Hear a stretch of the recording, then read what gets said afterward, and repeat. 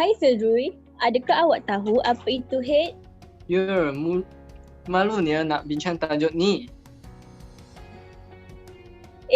Tak perlulah rasa malu. Kita kan budak bayu. Kena tahu apa yang berlaku dalam manusia tanpa mengira jantina.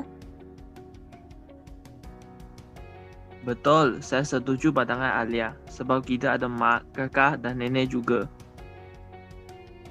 Betul. Tapi saya tak faham sangat informasi tentang haid. Bolehkah korang kongsi sikit dengan saya? Of course. Apa itu haid? Haid adalah kemerohan lapisan dalam dinding uterus atau endometrium yang disertai dengan pendarahan.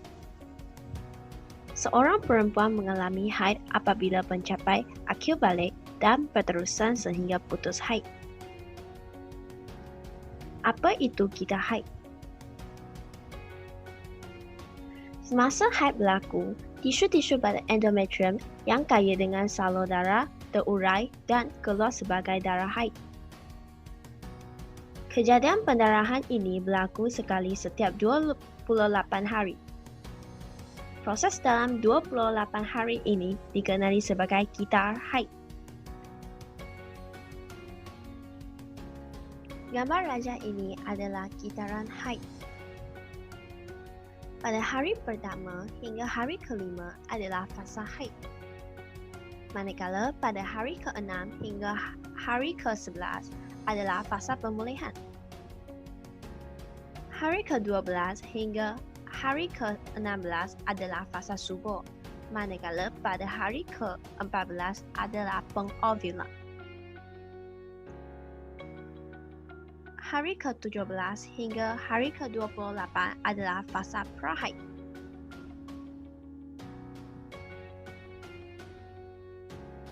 Peranan hormon dalam kitar haid. Hormon progesteron. Fungsinya adalah tebalkan lapisan endometrium bagi penempelan embrio. Hormon estrogen. Memperbaiki dan betulkan endometrium. Hormon pelutinan. Fungsinya merangsang pengovulan. Yang kedua, merangsang korpus luteum menghasilkan progesteron. Yang terakhir, hormon perangsang folikel. Berfungsi untuk merangsang perkembangan folikel dalam ovari. Kelenjar pituitari merembes FSH untuk rangsang perkembangan folikel dan ovari. Folikel yang berkembang merembes estrogen untuk bagi dinding uterus selepas haid. Kepekatan estrogen yang tinggi merenjak penghasilan FSH, lalu LH dirembes untuk merangsang pengovulan. Selepas pengovulan, folikel kurang menjadi korpus luteum yang merembes progesteron untuk merangsang penyempitan endometrium untuk penyempitan embrio. Hormon progesteron halang kelenjar pituitari hasilkan hormon FSH dan LH.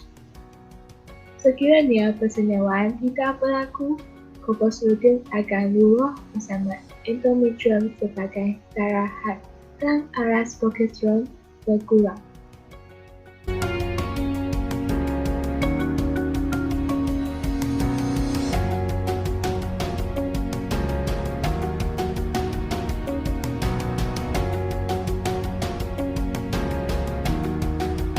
Pada hari pertama hingga 7 hari, hypothalamus merembeskan hormon pelepasan gonadotropin GnRH sebelum haid. Hormon GnRF merangsang kelenjar pituitari untuk merembeskan FSH dan LH. FSH merangsang perkembangan folikel dalam ovari dan perkembangan folikel primer berlaku di ovari. Sel-sel folikel yang sedang berkembang merembeskan estrogen.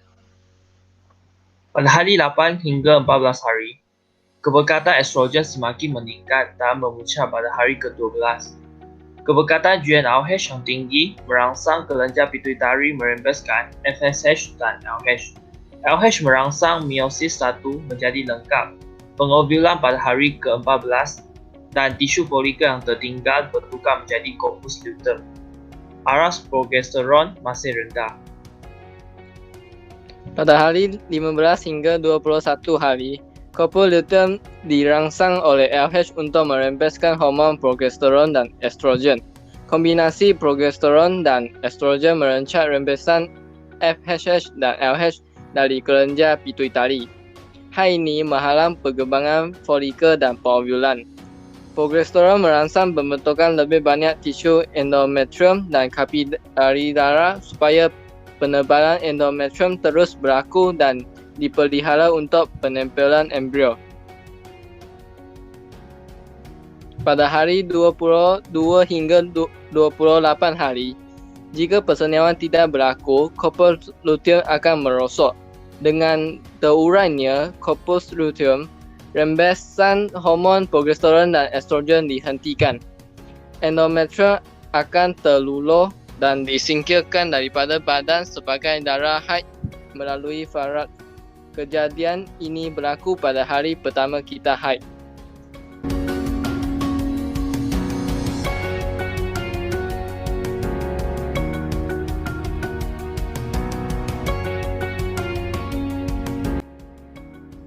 Sindrom Prahit. Definisi sindrom Prahit ialah gejala yang dialami oleh wanita sebelum haid. Punca-punca sindrom Prahit ialah ketidakseimbangan hormon progesteron dan estrogen. Kesannya, seorang wanita tidak mengalami haid atau kitar haidnya tidak tetap, menyebabkan peluang untuk hamil rendah. Yang kedua, ketidakseimbangan hormon progesteron. Kesannya, keguguran kandungan kerana gagal menghalang pengecutan uterus yang disebabkan oleh hormon estrogen yang meningkat semasa kehamilan.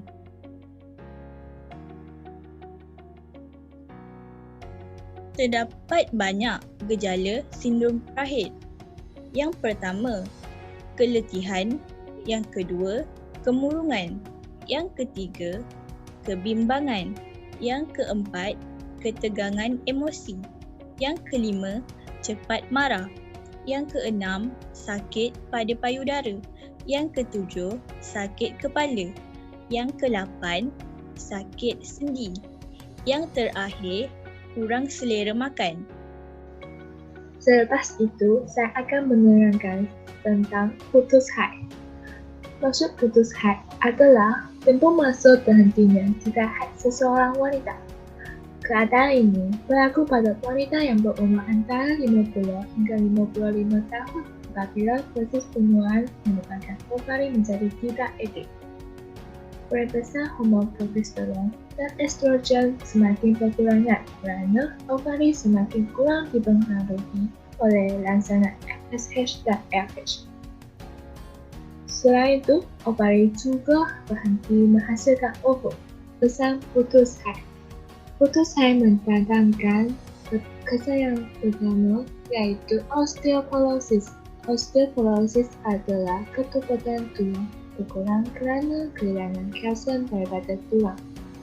Kesan yang kedua adalah penyakit jantung atau dipanggil oleh arteriosclerosis. Ini kerana estrogen membantu mengendalikan kolesterol baik dalam darah. Akhir sekali, terdapat beberapa gejala putus haid. Pertama ialah rasa letih. Kedua, tidak dapat tidur. Tiga, sering berpeluh. 4, rasa badan panas. 5, sakit kepala. Cepat marah, gerak buang air kencing, dan perubahan kulit. Ini semua adalah gejala putus haid.